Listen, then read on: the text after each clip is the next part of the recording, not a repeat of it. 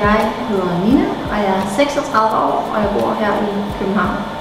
Jeg arbejder som direktør i et internationalt firma, hvor man handler med fødevarer. Så jeg sidder med daglig kontakt til hele verden og har meget med kultur og kulturforståelse og forståelse af andre mennesker at gøre.